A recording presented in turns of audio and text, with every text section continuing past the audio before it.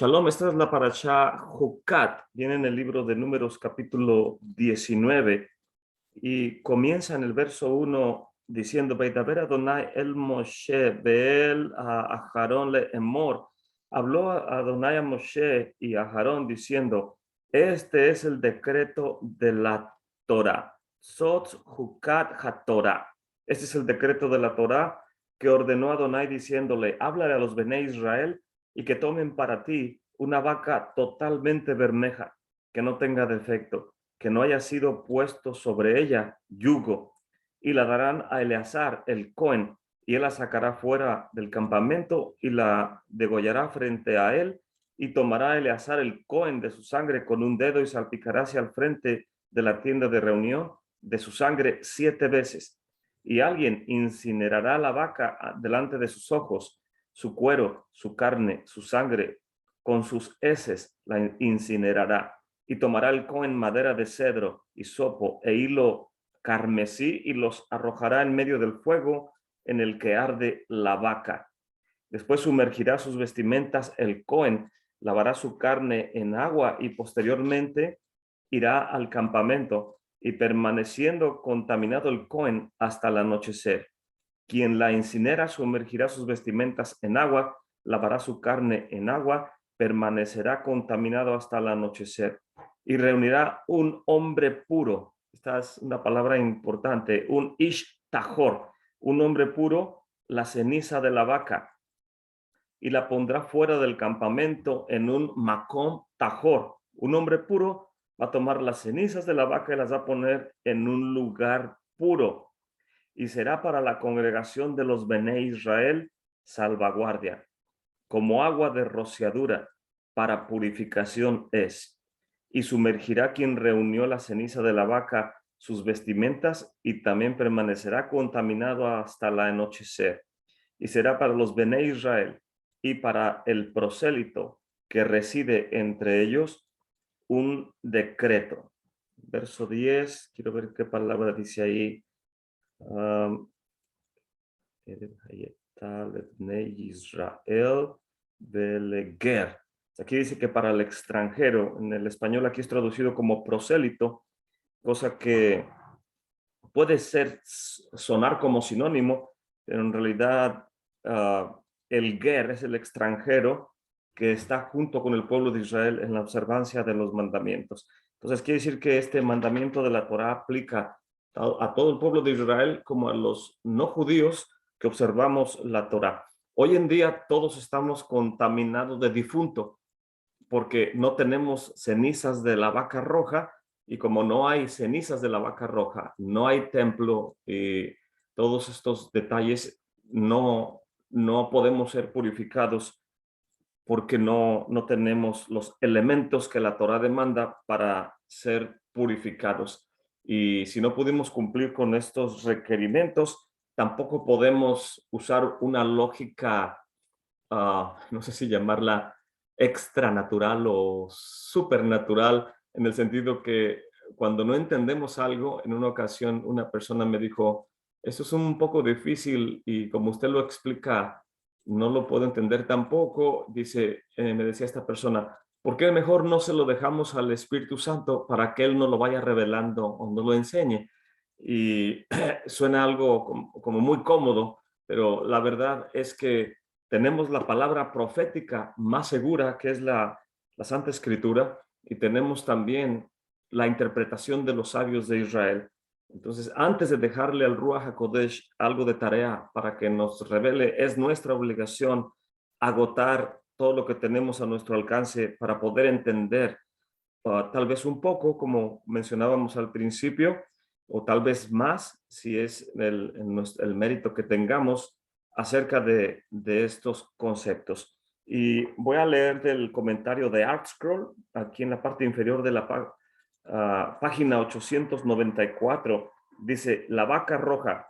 La ley de la vaca roja se describe por los sabios como un Jucat HaTorah, el decreto de la Torah por excelencia.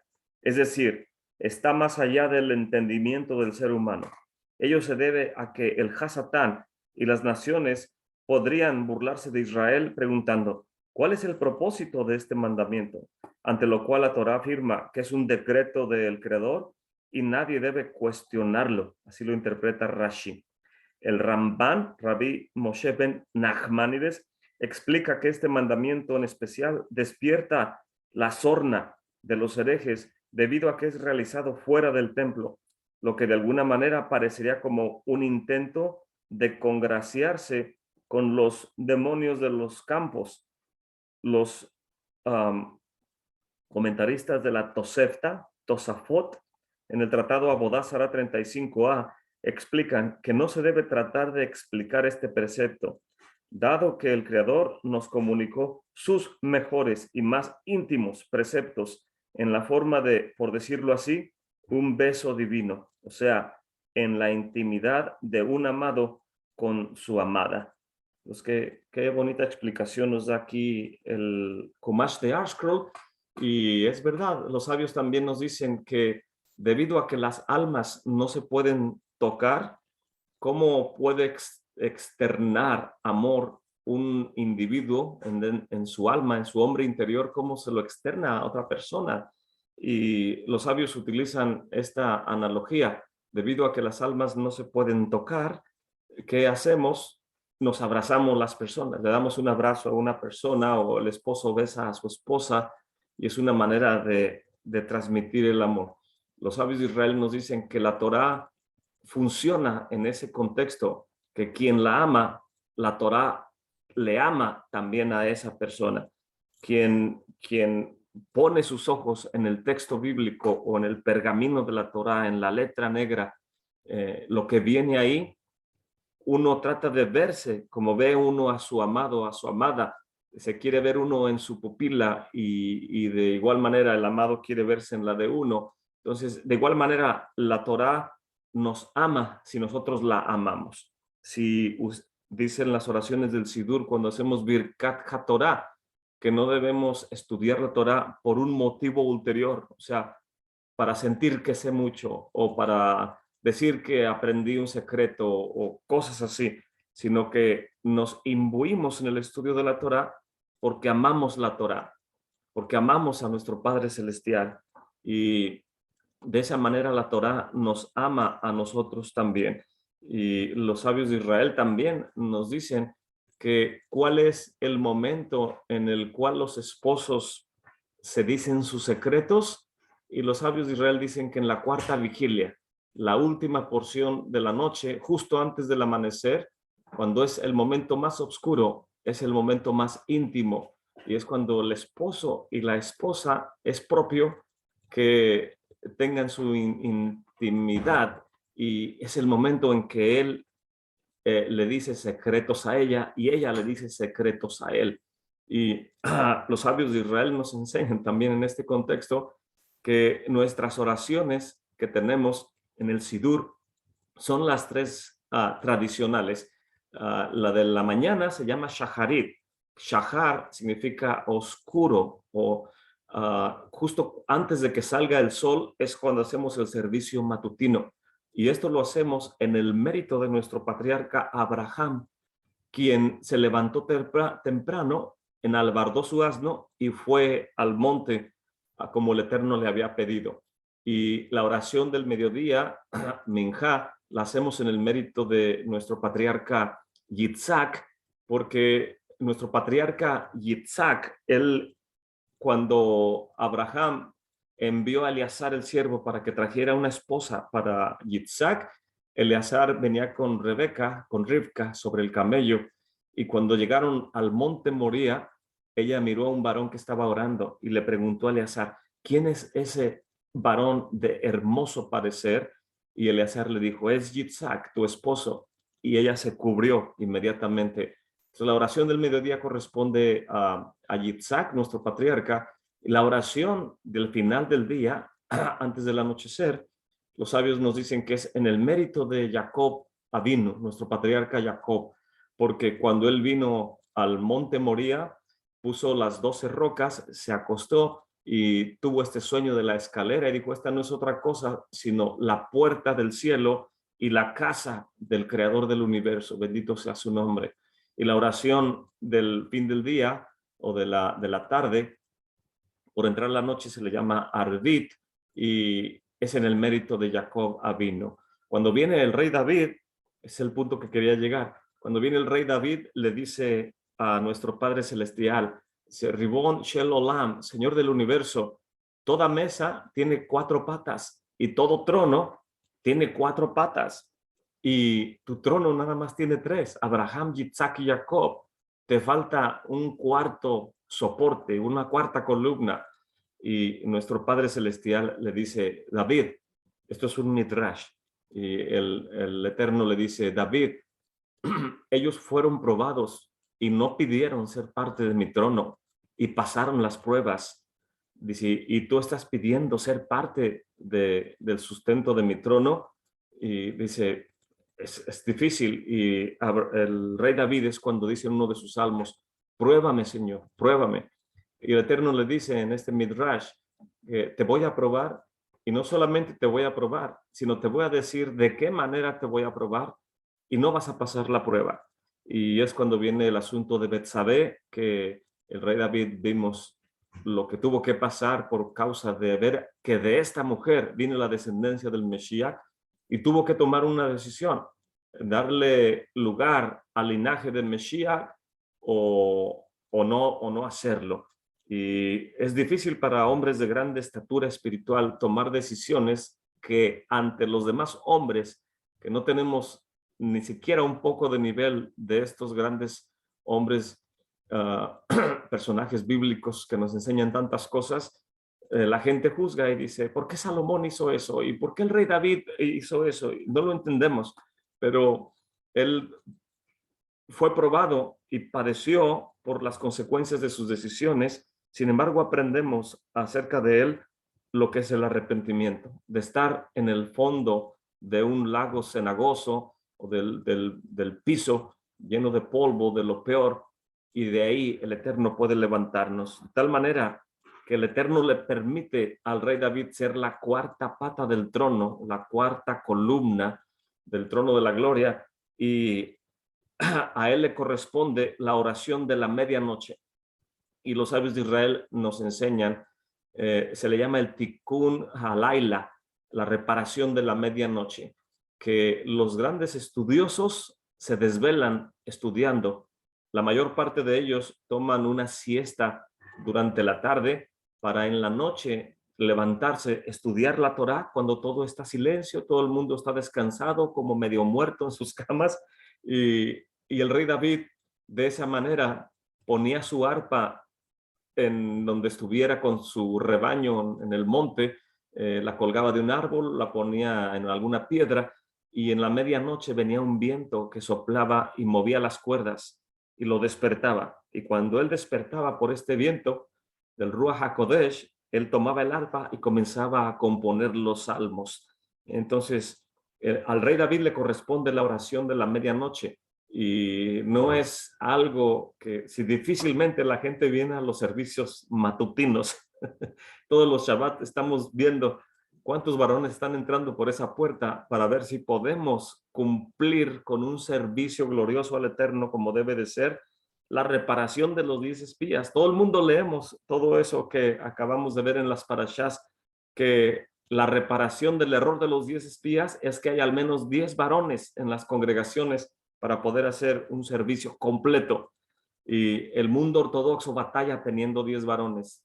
Los que no somos del mundo judío ortodoxo y estudiamos la Torá, batallamos muchísimo también para que entren 10 varones por la puerta de la quejilá. Y no podemos hacerlo porque no tenemos lo requerido para hacer el tikkun.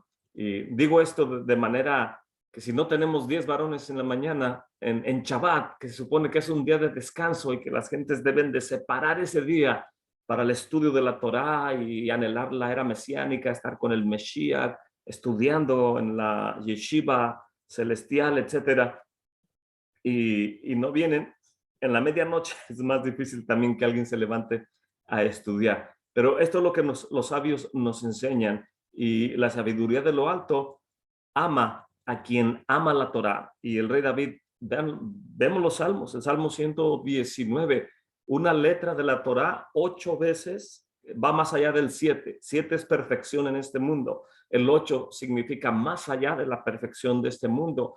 Y 8 versículos con la Aleph, 8 con la Beit, 8 con la Gimel. Multiplicamos 8 por 22, nos da el total de versículos de este salmo tan hermoso que nos enseña de los mandamientos de la Santa Torá. Como un hombre de grande estatura espiritual como el rey David entendía todos estos secretos, pero los entendía porque invertía el tiempo, prefería estudiar que dormir en ese contexto. Y nosotros, para decir que amamos la Torá, tenemos que al menos probar de lo que estos grandes nos enseñan, al menos en cuanto a los servicios del estudio de la Torá. Entonces la palabra huk se traduce como decreto, un hukim, huk. Esto significa que se ha emitido una orden de parte del Creador y esta debe obedecerse sin dudar. Muchas veces queremos entender el porqué de las cosas y los decretos del Creador son inescrutables para el intelecto del ser humano.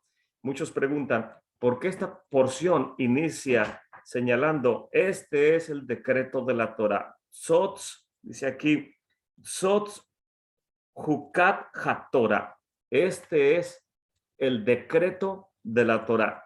Los sabios interpretan que el decreto de la vaca roja, es el decreto para toda la Torá, así también se interpreta, pero no nos los dice literalmente, porque no dice este es el decreto de la vaca roja, sino dice este es el decreto de la Torá. Al decir Torá, los sabios interpretan que los 5 libros de Moshe. Por lo tanto, ellos nos enseñan que está íntimamente ligada a toda la Torá, los 5 libros de Moshe, a lo que es el servicio que rodea el sacrificio de la vaca roja. Toda la escritura en cierta forma es un huk, es un decreto, no lo podemos entender. Por aquí tengo uno de los libros que se llama, a ver, creo que es este que está aquí, y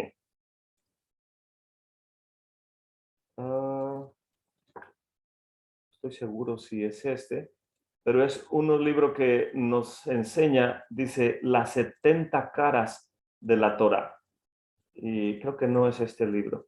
Este se llama Los detalles de la Parashá. Beninin de la Torá. Pero los sabios nos enseñan que hay 70 caras para interpretar la Santa Escritura y cada ciclo de lectura que nos involucramos en la Parashá, el Eterno, bendito sea su nombre, nos puede mostrar diferentes caras de la santa y bendita Torá. Y son tantas maneras de ver la Torá que es difícil que alguien pudiera tratar de decir, no, es que mi maestro de la Torá nos enseñó este secreto. Y es verdad, el Eterno nos lo revela, pero no es solamente tal vez una cara de la Torá. Todavía nos faltan 69 más por verlo. Esperamos en este año poder ver un secreto más de la Torá. Y la vaca roja, aunque para muchos este es un decreto difícil de entender, como ya lo leímos en los comentarios, debemos saber que es un componente esencial de la sabiduría. Y este componente radica en que el ser humano tenemos cierto nivel de incapacidad para entender la verdad. Y el que no entendamos todo esto no despoja a la Torá de su veracidad. Y el servicio de la vaca roja está aparentemente lleno de contradicciones. Por ejemplo, el Cohen debe purificarse, pero al sacrificar el animal se vuelve impuro. Los que estaban impuros deben ser rociados con las cenizas de la vaca roja y ahora son purificados. Y esto no tiene lógica. La gente de las naciones puede decir qué tipo de ritual raro está haciendo el pueblo de Israel. Y miren, fuera del santuario, en el monte de los olivos, ¿de qué se trata? ¿Estos hombres andan en malos caminos o hay gente que puede llegar a tener un pensamiento degradado y cuando alguien trata por la gracia de nuestro Padre y de su Mesías, mejorar su vida y dejar cosas atrás y ser una nueva persona cada día, se esfuerza y sus amigos o familiares lo ven y dicen, tú nunca vas a cambiar, vas a ser siempre el mismo de toda la vida, te conozco desde años y es difícil de que cambies. Esa gente quiere denigrar a los demás en lugar de ayudarlos. Y las naciones, las 70 naciones, cuando no les importa la Torá, porque a todos ellos se les ofreció que aceptaron la Torá y la rechazaron, ahora vienen y dicen, ¿para qué hacen cosas raras? Y luego nos acusan a nosotros de idólatras y de transgresores, y ustedes están haciendo cosas raras también. Entonces, la gente puede usar una lógica degradada para tratar de razonar esto que no tiene razón. Simplemente es algo que nuestro Padre dice, hazlo, y uno lo tiene que hacer. Y la mayor parte de las impurezas de la gente limitaban a entrar al santuario y adorar al creador del universo. Y se podían purificar bajando las aguas de la purificación. O sea, si alguien cometió una transgresión o digamos que un varón tuvo un accidente nocturno o una mujer dio a luz o cualquier ser humano que tiene una secreción de su cuerpo no normal, entonces esa persona tiene que bajar a las aguas de la purificación, o sea, bajar a la mikvah y de esa manera esperar a que caiga el sol y al siguiente día poder entrar al santuario.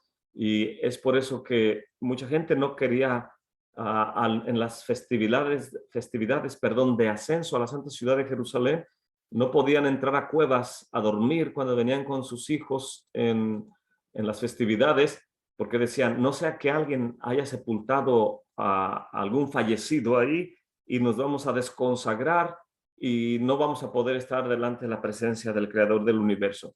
Entonces, no podías hacer cosas lógicas, cosa que la gente de las naciones dice, a mí no me importa, yo me voy a meter ahí a resguardarme de las inclemencias del tiempo, etcétera.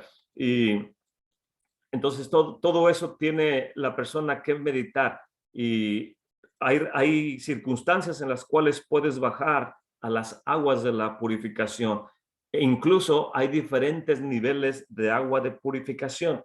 Por aquí tengo otro libro que se llama Las aguas del Edén y está en español. Ese libro es del rabí Aryeh Kaplan y el rabí Aryeh Kaplan nos enseña en ese libro los diferentes tipos de mikvaot.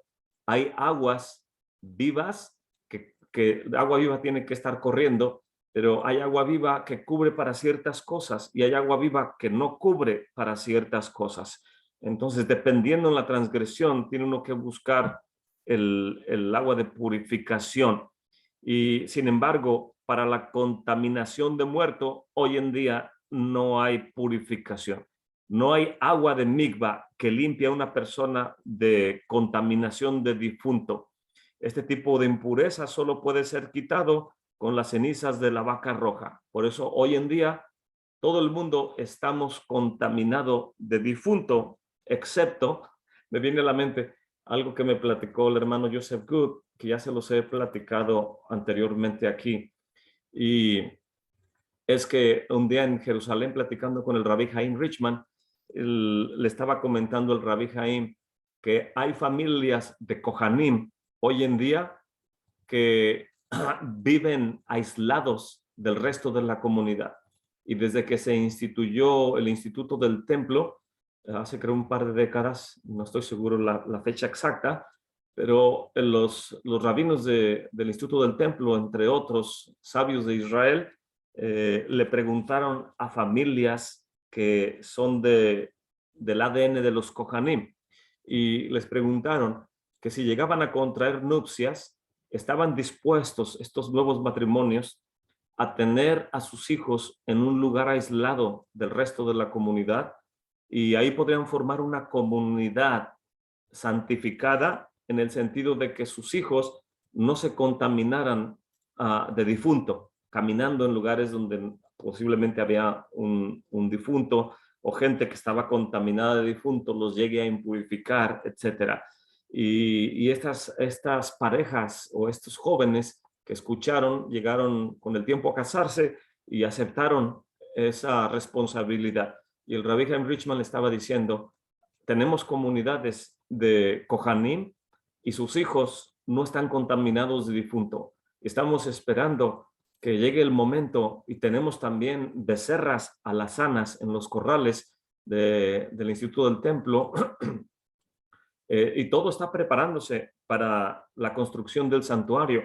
Y todo esto lo que estaba diciendo el Rabbi Chaim Richman, uno no lo puede razonar. ¿Cómo es posible que esto esté sucediendo? ¿Cómo hay gente que está dispuesta a hacer eso? Es la responsabilidad de los mandamientos de la Torá. Quien ama la Torá, ama los mandamientos y está dispuesto a estudiar la Torá, a cumplir con los mandamientos y todo lo que esto conlleva. Y las características del servicio que involucra la vaca roja son muy similares a las del macho cabrío que se despeñaba en Yom Kippur.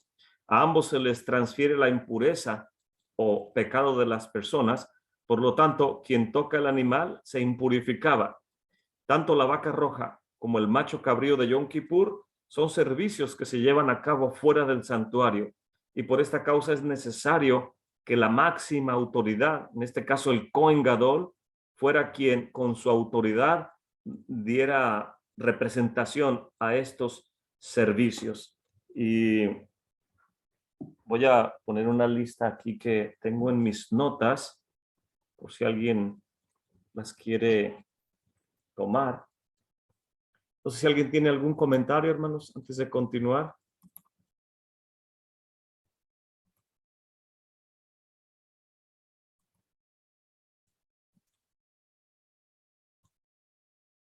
Y aquí en la pizarra voy a poner, los sabios de Israel nos enseñan que solamente en la historia se han quemado 9 vacas rojas. 9 vacas rojas. Ups. Ok, número 1, la primera la incineró Moshe. La segunda la incineró Esdras, en tiempo de Esdras. Y después de Esdras se incineraron 5 vacas rojas. Entre ellas son 2 que incineró Shimon Hasadik, Kohen Gadol, en su tiempo. 2 de otro varón llamado Yohanan, el Kohen Gadol, y una la sacrificó Eliejonai, a ver si puedo escribir eso, Eliejonai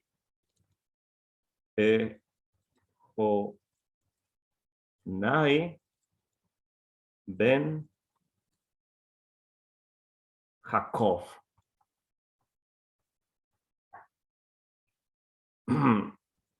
Y después de él, ya llevamos 5, 6, 7 vacas, ¿verdad?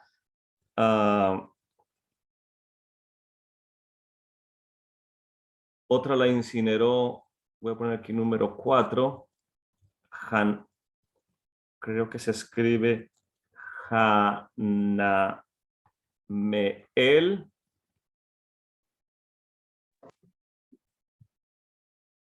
Hanameel.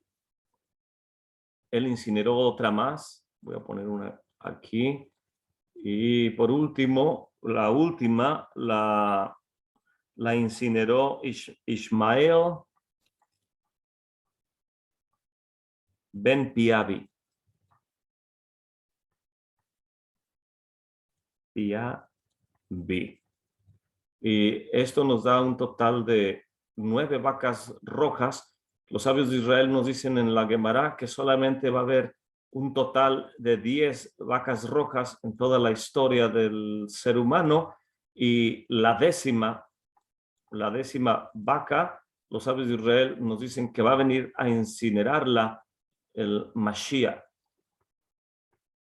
Entonces estamos esperando cuando venga Mashiach, seguramente será cuando ya esté construido también el santuario, que sea prontamente en nuestros días, tanto la venida del Mesías como la construcción del santuario, y entonces se van a poder dar lugar a que se cumpla, que se incinere la 10ª vaca roja y también la construcción del santuario. Entonces es interesante todo esto que nos enseña la parashá Jucat.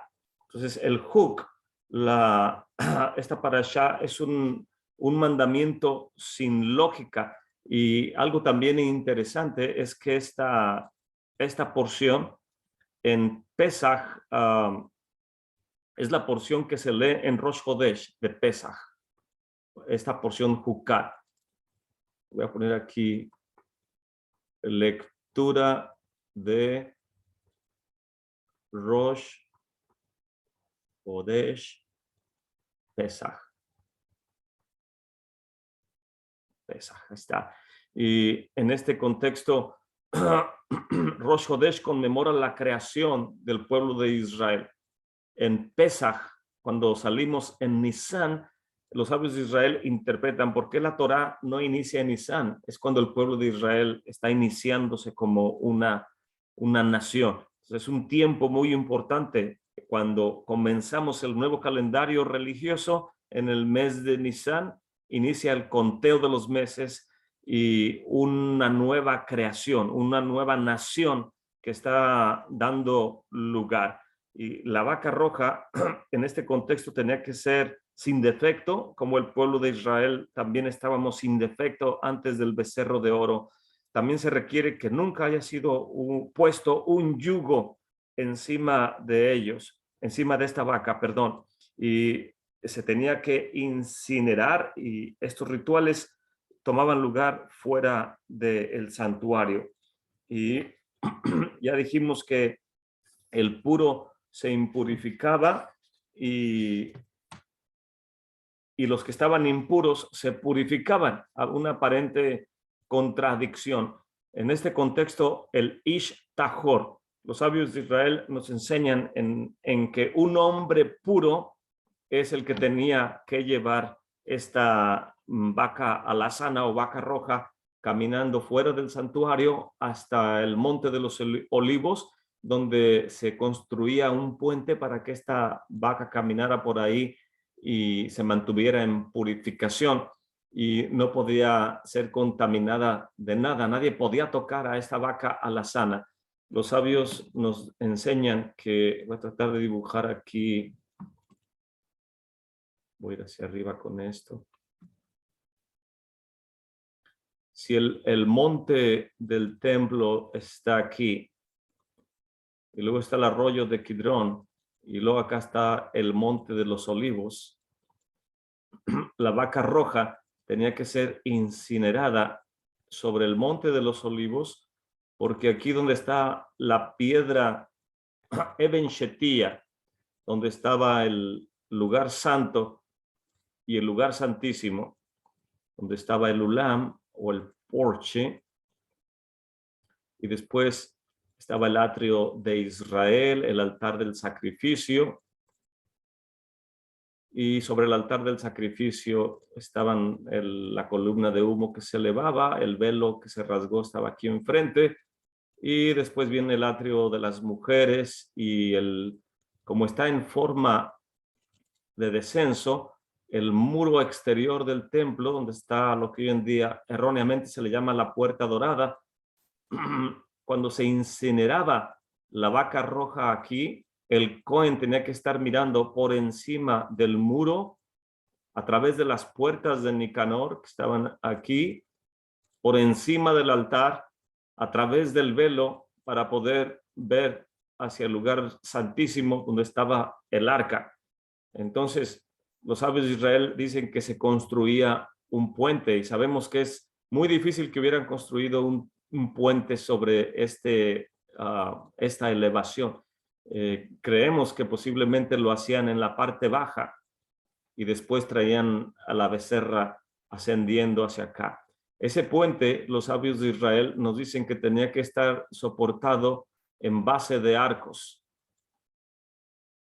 y abajo de estos arcos se ponían otros arcos, y abajo de esos arcos, otros arcos, y así sucesivamente, de esta manera. De tal manera que si había estado algún difunto en esta parte inferior o en cualquiera de estas áreas, habían sepultado alguna persona, la contaminación de muertos siempre busca elevarse, dicen los sabios de Israel. Y lo que había aquí quedaba capturado abajo de este arco. Y si acaso lograba traspasar, quedaba en esto. Y lo que no, aquí, y así sucesivamente, hasta era retenido a través de todos estos arcos. Los sabios también nos dicen que donde fue construido el templo, existe la posibilidad de que estuviera construido una serie de arcos cuando nivelaron las plataformas, para que de esa manera, si hubiera existido algún difunto que sepultaron ahí, la impureza no iba a ascender hacia el santuario, iba a ser retenida. Es una de las teorías. Entonces, la impureza de muertos siempre busca elevarse, por lo cual los sabios de Israel nos instan a que no nos contaminemos voluntariamente de muerto. Si fallece un familiar, tenemos que honrar al fallecido, tenemos que acompañarlo. Vamos al funeral y decimos las oraciones requeridas para acompañar a los difuntos, y al salir de ahí, hoy en día, como no hay cenizas de la vaca, nos lavamos las manos a manera de recordar la purificación, saliendo inmediatamente del lugar donde sepultamos a nuestro familiar, a nuestro ser querido, nos lavamos las manos fuera de ahí. Algunas personas también acostumbran ir a una fuente de agua viva y sumergir todo su cuerpo. Sin embargo, eso no nos va a quitar la contaminación de difunto que el haber entrado a un lugar de muertos nos está contaminando. En ese aspecto, tendríamos, de acuerdo a la halajá, prohibido comprar alguna silla que fue utilizada en una funeraria. No podríamos comprar tampoco, o que nos regalaran aún, aceptar tazas de café que eran parte de una funeraria, porque están contaminadas de difunto. Y el que todo el mundo esté contaminado de difunto no es razón para que sigamos contaminándonos más. Al contrario, queremos mantenernos lo más limpiamente posible en nuestra conducta y en lo que la Torá nos enseña en cuanto a la purificación. Y solamente quería ilustrar este aspecto de la vaca roja que es incinerada en el Monte de los Olivos y tiene que estar con miras hacia el Beit HaMikdash. Y el libro de los Hebreos, voy a leer un versículo de Hebreos. Ustedes ya lo han leído muchas veces también, pero algunas de las personas que están hoy con nosotros tal vez no lo han asociado de esa manera, o tal vez sí, pero lo voy a leer cuando nos habla de las cenizas de la vaca roja. Viene en el capítulo 13, Hebreos, verso 10.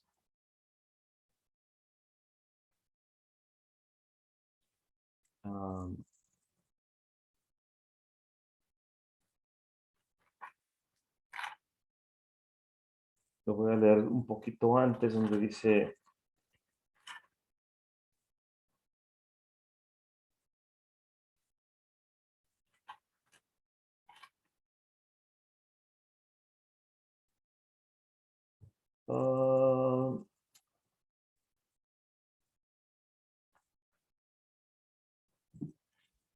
bueno, lo voy a leer desde el capítulo 13, verso 10. Tenemos un altar del cual no tienen facultad de comer los que sirven en el Mishkan, porque los cuerpos de aquellos animales, la sangre de los cuales es metida por el pecado en el santuario, por el Cohen, son quemados fuera del campamento. Por lo cual también Yeshua, para santificar al pueblo por su propia sangre, padeció fuera de la puerta. Salgamos a él fuera del real, llevando su vituperio, porque no tenemos aquí ciudad permanente, mas buscamos la que ha de venir. Así es de que ofrezcamos por medio de él al Eterno siempre sacrificio de alabanza, es saber, fruto de labios que confiesen su nombre, y de hacer el bien y de la comunión, no se olviden, porque de tales sacrificios o ofrendas se agrada al el Eterno. Podemos ver aquí que la ofrenda del el Mesías es en cierto punto en relación a lo que era sacrificar los animales, en este caso la vaca, que es sacrificada fuera del campamento. Y quería leerles el otro versículo, dice en el capítulo 9, dice, mas estando ya presente el Mesías, Hebreos 9:11, Cohen de los bienes que habían de venir, por el más amplio y más perfecto Mishkan, no hecho de manos, es a saber, no de esta creación. Hecho Cohen de los bienes que habían de venir por el más amplio y más perfecto Mishkan. O sea, es un Cohen de un Mishkan no hecho de manos, es a saber, no de esta creación. Y no por sangre de machos cabríos ni de becerros, mas con su propia sangre entró una sola vez en el santuario, habiendo obtenido eterna redención. Porque si la sangre de los toros y de los machos cabríos y las cenizas de la becerra rociadas sobre los inmundos santifican para la purificación de la carne, cuánto más la sangre del Mesías, el cual por el Ruach Olam, el Espíritu Eterno, se ofreció a sí mismo sin mancha al Creador, limpiará sus conciencias de obras de muerte para que sirvan al Elohim vivo. Se está preguntando aquí si las cenizas de la vaca limpiaba a los que estaban contaminados de difunto. No está diciendo el texto que ahora que tenemos fe en el Mesías, ya esa fe nos limpia de la contaminación. Está diciendo que el contaminado tiene que ser purificado como la Torá lo prescribe, pero nuestra fe en el Mesías debe tener esa potencia de poder ayudarnos a limpiar nuestras conciencias de obras de muerte. Para que la pregunta es, lo voy a volver a replantear para que no se entienda equivocadamente. Cuanto más la sangre del Mesías, el cual por el Ruach Olam se ofreció a sí mismo sin mancha al Creador, limpiará sus conciencias de obras de muerte para que sirvan al Elohim viviente. O sea que no tenemos obstáculos por la fe en el Mesías para no hacer la voluntad de nuestro Padre Celestial, si tenemos el mérito de lo que hizo el Mesías por nosotros. Verso 15. Así que por eso es mediador de un nuevo pacto, para que interviniendo muerte para la remisión de las rebeliones que había bajo el primer testamento, los que son llamados reciban la promesa de la vida eterna. Porque donde hay testamento es necesario que intervenga muerte del testador, porque el testamento con la muerte es confirmado. De otra manera no es válido entre tanto que el testador vive. De donde que ni aun el primero fue consagrado sin sangre, porque habiendo leído Moshe los mandamientos de la Torá a todo el pueblo, tomando la sangre de los becerros y de los machos cabríos con agua, lana grana e hisopo, roció aún el mismo libro y también a todo el pueblo, diciendo, esta es la sangre del testamento que Elohim ha mandado. Y además de esto roció también con la sangre el Mishkan y todos los utensilios del ministerio. Y casi todo es purificado según la Torá con la sangre, y sin derramamiento de sangre no hay remisión. Fue pues necesario que las figuras de las cosas celestiales fueran purificadas de esta manera. Sin embargo, las cosas celestiales con mejores sacrificios que estos. Y usted y yo nos podemos preguntar, ¿cómo pueden las cosas celestiales necesitar purificación si están fuera de la impureza de este mundo? O sea, ¿cómo es que el altar del cielo tiene que purificarse de algo que no está allá, sino está aquí? Y es algo que nuestro razonamiento, nuestro hombre natural, se le dificulta entender todos estos conceptos. Verso 24, porque no entró el Mesías en el santuario hecho de manos, que es una figura del verdadero, sino entró en el cielo mismo para presentarse por nosotros delante del Eterno.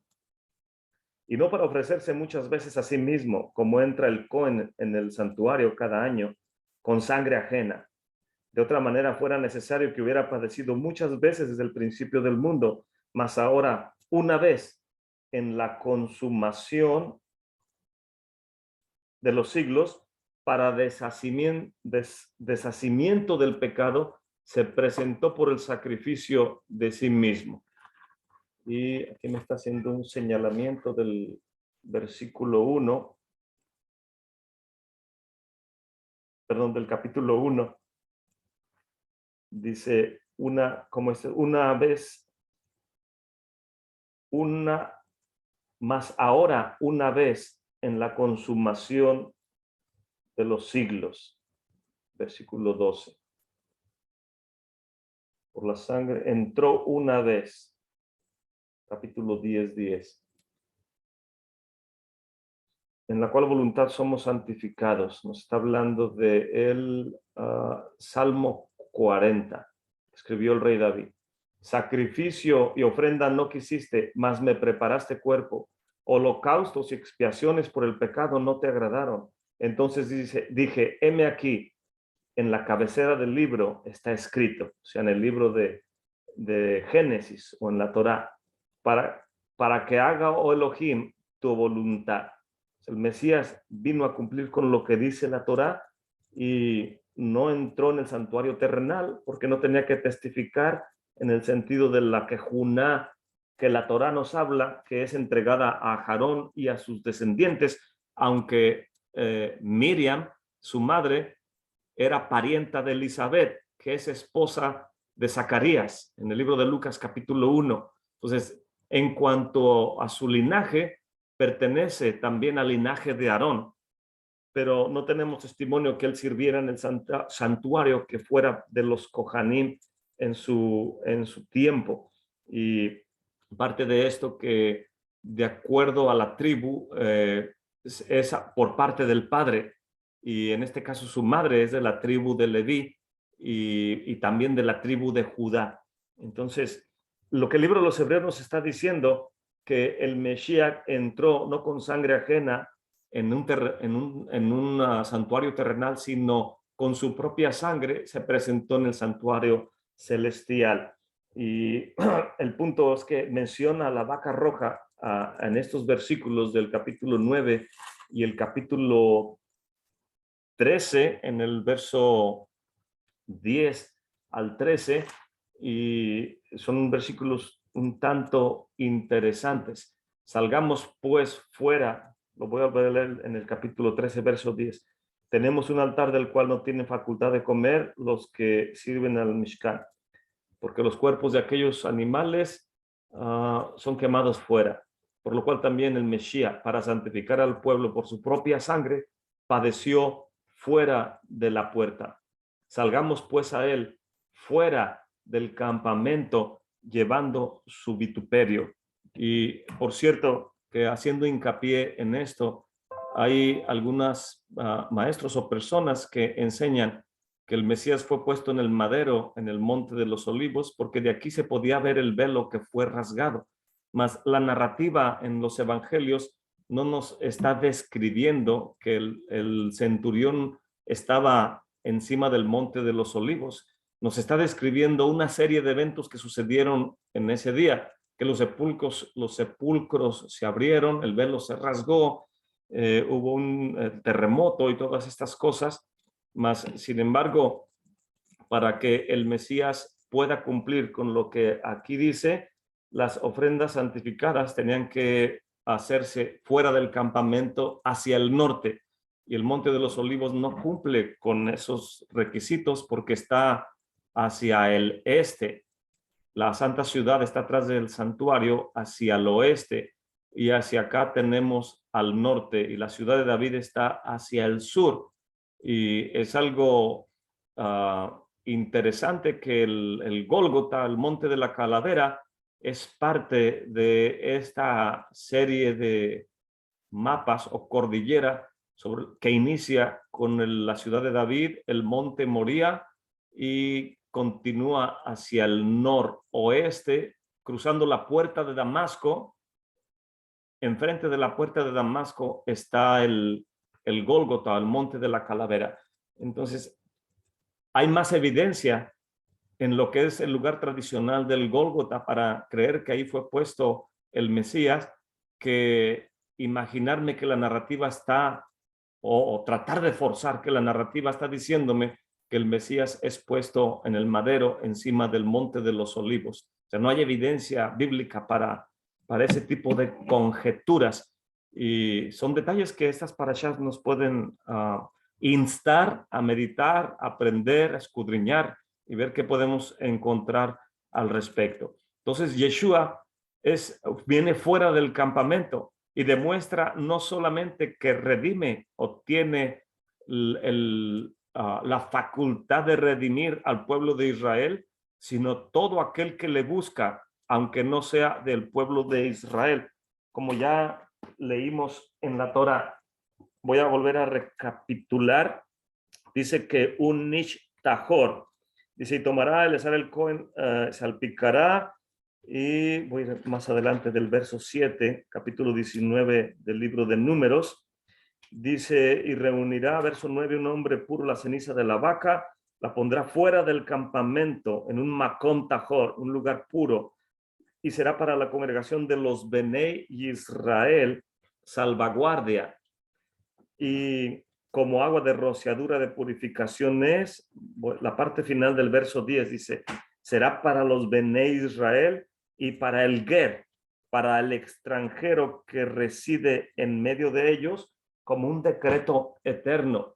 Entonces podemos ver en este contexto que el Mesías padece fuera del campamento y demuestra no solamente que redime al pueblo judío, al pueblo de Israel, sino a todo aquel extranjero que es injertado en el pueblo de Israel y que le busca y que sabe que no hay otro nombre debajo del cielo dado a los hombres en el cual podamos ser salvos. Y la pregunta es, ¿cómo es que un hombre limpio, un ish tajor, como dice el libro de Números, puede purificar a muchos?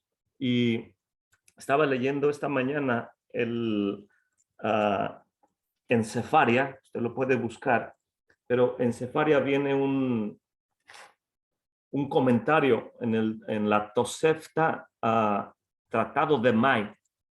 La Tosefta son como comentarios adicionales a la Mishnah, a la Torá, a la Mishnah, y la Tosefta en el Tratado de Mai 1, verso 10, nos dice que uno de los rabís de nombre Ben Yeshua, que no es casualidad que también el nombre de ese rabí es como el del maestro Yeshua, dice, Ben Yeshua dijo, de Yavne aprendí una cosa, y se está refiriendo a que en tiempo que los romanos vinieron a sitiar la santa ciudad de Jerusalén para destruirla, los sabios de Israel no sabían cómo hacer para ayudar y salvar a algunos, y salvaron al rabí Yohanan ben Zakkai, y la manera que pudieron salvar a este rabí es que tenían que sacar los cuerpos de las personas de la santa ciudad de Jerusalén y sepultarlos fuera. Entonces a ellos se les ocurrió, pusieron al rabí, no estaba muerto, estaba vivo, pero le dijeron, rabí, para salvarte de esta amenaza, te vamos a poner en un ataúd y te vamos a sacar fuera de los muros de Jerusalén y vamos a decirle a los romanos que tenemos que sepultarte afuera. Y así lo hicieron. Sacaron al rabí Yohanan ben Zakkai en un ataúd y pudieron de esa manera los romanos dejarlos salir de los muros de la ciudad. Y una vez estando fuera, el rabí Yohanan ben Zakkai fue con Vespasiano, quien era el general de ese tiempo a cargo de la invasión, y por el Ruach HaKodesh, el rabí pudo ver que Vespasiano iba a ser el siguiente emperador de Roma, y le dijo, tú vas a ser el siguiente emperador. Y Vespasiano se le quedó mirando y dijo, rabí, por haberme dicho eso, ¿qué quieres que te entregue? ¿O qué puedo darte? ¿Qué regalo puedo hacerte? y lógico que si pedía la salvaguarda de la santa ciudad y del pueblo judío no se lo iba a dar. El rabí dijo, permíteme sacar al Sanedrín, a todos los sabios de Israel, y los voy a llevar a la ciudad que se llama Yavne. Y Vespasiano se lo permitió porque le profetizó que él iba a ser el emperador de Roma, y en base a estas anécdotas los sabios de Israel interpretan que un varón justo, un sadik o un ish tahor tiene la capacidad de salvar a toda una generación. Y podemos utilizar estos ejemplos como Ben Yehuda dice de Yavne, de lo que el rabí Yohanan ben Zakkai hizo para salvar a los sabios del Sanedrín en su generación. Aprendí esto, que una persona pura puede limpiar a muchos. Se está refiriendo justamente a lo que acabamos de leer en el capítulo 13 del libro de los Hebreos, en el capítulo 9, acerca de la sangre del Mesías, que si la sangre de la vaca roja rociada sobre los impuros tiene esa potencia, cuánto más la sangre del Mesías no limpiará nuestras conciencias de obras de muerte. La pregunta es, ¿estamos practicando la pureza de pensamiento? Ahora que pasó la parashá de Korah, mucha gente hacía hincapié en cuanto a guárdate de los Korahs y guárdate que alrededor tuyo no haya un Korah que te tenga envidia y guárdate de esto y ya estamos razonando que otros son perversos. Posiblemente lo sean, no digo que no lo sean, pero lo que trato de decir es que cómo es que nosotros nutrimos nuestra mente para poder trabajar en que nuestra conciencia sea una conciencia limpia, que no esté nada más como dice el versículo. Lo voy a tratar de repetir nuevamente porque no lo puedo leer, nada más de ponerlo en mi mente. Y dice, es la pregunta que hace el verso 14 del capítulo 9 de Hebreos. ¿Cuánto más la sangre del Mesías, el cual por el Espíritu Eterno se ofreció a sí mismo sin mancha al Eterno, limpiará sus conciencias de obras de muerte? Obras de muerte es que uno esté pensando en acciones que en lugar de generarnos vida, nos traen muerte. Y una hermana preguntaba en el chat, ¿qué significa estudiar la Torah con un motivo ulterior? O sea, es estudiar la Torah por otro motivo que no sea porque la amo. O sea, decir que estoy con mi esposa por cualquier excusa, menos porque la amo. ¿Cómo le puedo decir yo, con qué cara podría un hombre decirle a su esposa, nada más estoy contigo porque cocinas excelente? O nada más estoy contigo por tu hermosura. Y la amada va a decir, y si se me quitara mi belleza, ya no estarías conmigo. O si no te cocinara, ¿no estarías conmigo? Yo creí que estabas conmigo porque me amas. Esta es la razón de estar en la Torá y en los mandamientos, es porque amamos la Torá, porque amamos a nuestro Padre Celestial, porque el amor del Eterno ha sido derramado en nuestros corazones. Y ya no vivo yo, mas vive el Mesías en mí. Y lo que ahora hago en la carne, lo hago por el Hijo del Eterno, que se dio por mí, porque me amó. Y tengo yo que amarlo también a Él, porque me nace amarlo. Es un don de lo alto, es un regalo del Eterno. Y si alguien no siente ese amor, no digo por su esposa o por su esposo, que el Eterno aún puede hacer un milagro si oramos.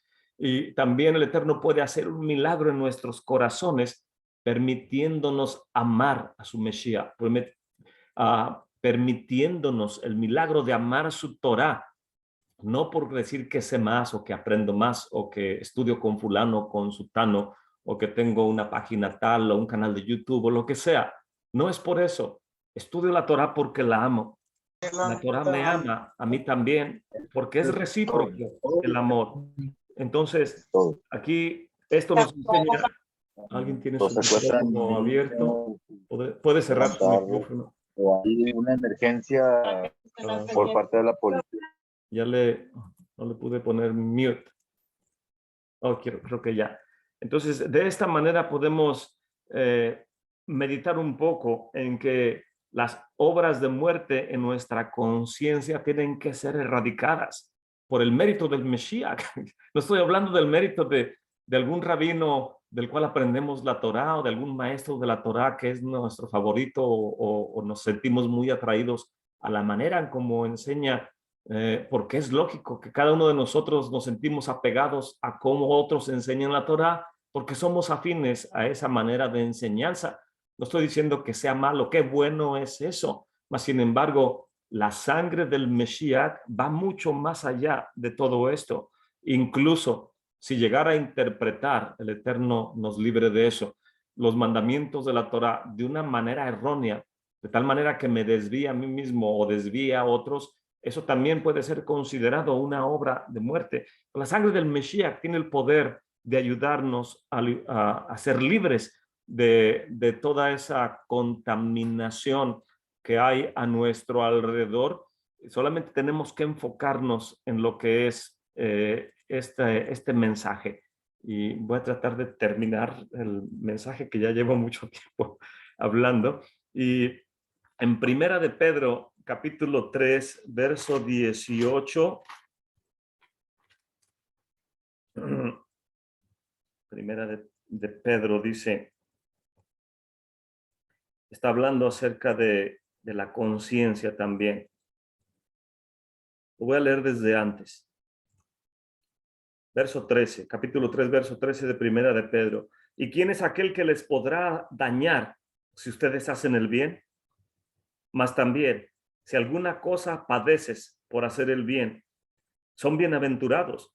Por lo tanto, no teman por temor de ellos, ni sean turbados, sino santifiquen al Señor, nuestro Elohim, en sus corazones, y estén siempre preparados para responder con mansedumbre y reverencia a cada uno que les demande razón de la esperanza que hay en ustedes.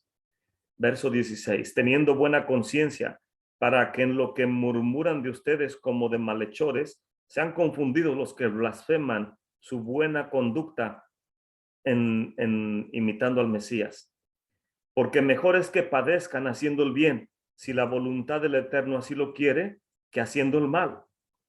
Y antes de continuar, me viene a la mente, cuando iba a la radio local aquí en la ciudad de Austin, una vez estaba limpiando el pasillo, si no me equivoco, y llegó un predicador que había comprado su tiempo aire para un programa, y recuerdo que andaba con su playera corta, mostrando sus músculos y todos sus tatuajes y todo, y se acercó y me saludó y yo lo saludé y le dije, bendiciones, hermano. Dice, bendiciones, voy a entrar al micrófono, la cabina. Dije, ok, adelante.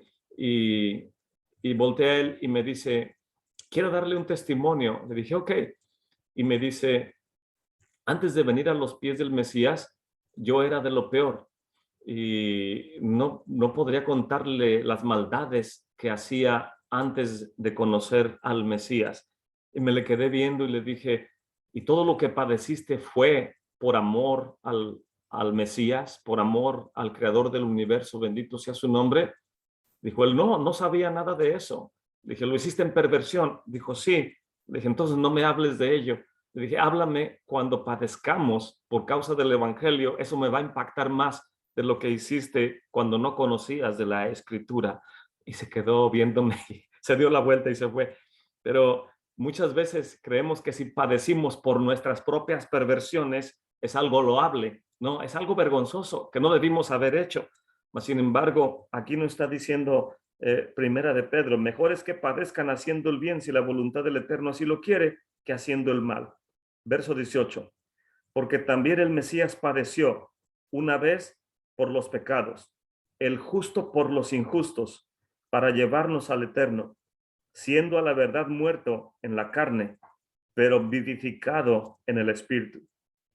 Entonces ahí vemos que el Mesías, su testimonio de él no es que anduvo haciendo perversiones de joven y después vino a ser la voluntad del Eterno. Mucha gente cree que podemos relacionarnos al Mesías porque él era así. Él no hizo eso. Es precisamente que trajo la redención eterna, porque él no había pecado en él y solamente él podía redimirnos del decreto de muerte, porque la muerte entró al mundo por cuanto todos pecamos, Y el libro de Gálatas dice en base a ese contexto que fue pues necesario que el Mesías participara de carne y de sangre para de esa manera socorrer a los que teníamos el decreto de muerte por causa de la transgresión de Adán. Dice, creo en el capítulo 4 de Gálatas. También digo, entre tanto que el heredero es un niño, en nada difiere de que es siervo, porque es señor de todo. Mas está debajo de tutores y curadores hasta el tiempo señalado. Así también nosotros, cuando éramos niños, éramos siervos bajo los rudimentos del mundo. Mas viniendo el cumplimiento del tiempo, el Eterno envió a su Hijo, nacido de mujer y en sujeción a la Torá, para que redimiese a los que dependían de la Torá, a fin de que recibiésemos la adopción de hijos. Por lo tanto, son hijos. Y ahora el Eterno ha enviado el Ruach de su Hijo, o el Espíritu de su Hijo en sus corazones, el cual clama, Abba Padre. Es ilógico que alguien diga, ay, gracias a nuestro Abba. Hoy todo el mundo queremos hablar poquito hebreo.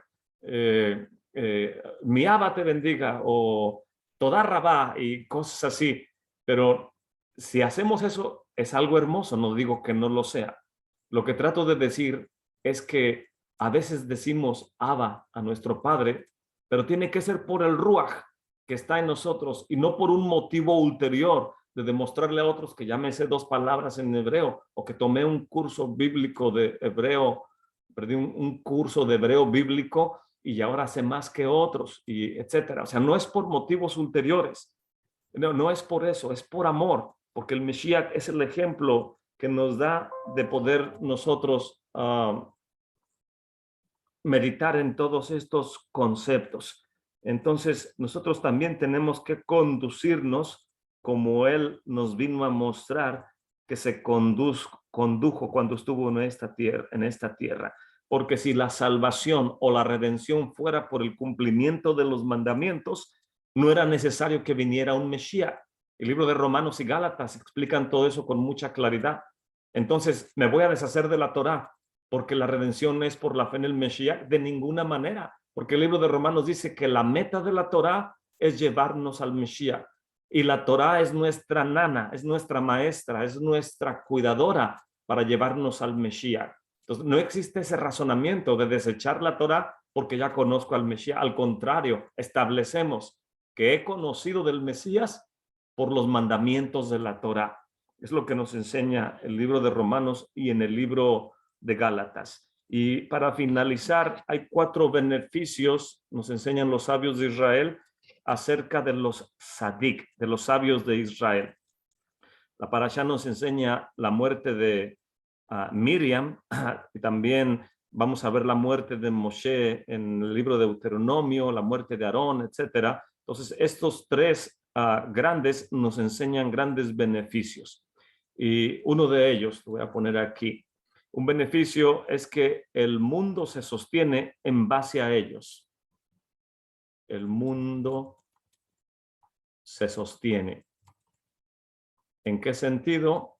En el sentido es que tenemos comida o alimento, tenemos lluvia y por ende también tenemos la agua. Y los sabios dicen que el maná venía del cielo en el mérito de Moshe, y el agua que bebíamos era en el mérito de Miriam, y no recuerdo bien en el mérito de Aarón, tal vez la lluvia, pero podemos ver que el mundo se sostiene, tenemos alimento y agua. Estando en el desierto era en el mérito de Moshe, de Miriam y de, voy a poner aquí, a Aarón. O sea, el mérito de los justos, de los sadikim, el mundo se sostiene. Otra enseñanza, son 4 que tenemos. Ellos nos enseñan la Torá. Ellos nos enseñan la Torá, son nuestros maestros. Número 3, otro beneficio, ellos nos protegen. La manera en cómo nos enseñan la Torá es por nuestro bien. Son shomerim, protectores.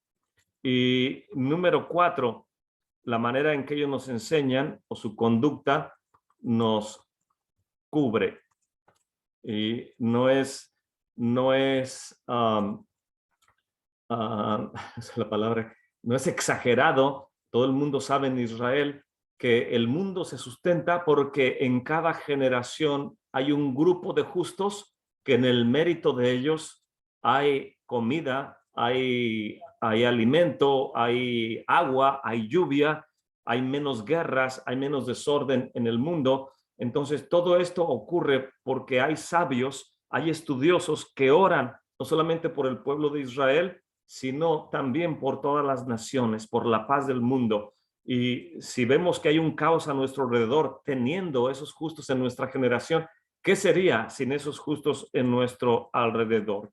Entonces, por ejemplo, la Mishnah en los dichos de los sabios, en el Pirkei Avot, comienza diciendo, Moshe recibió la Torá en el Sinaí y Moshe se la entregó a Yehoshua a los jueces a los profetas a los hombres de la grande asamblea, etcétera.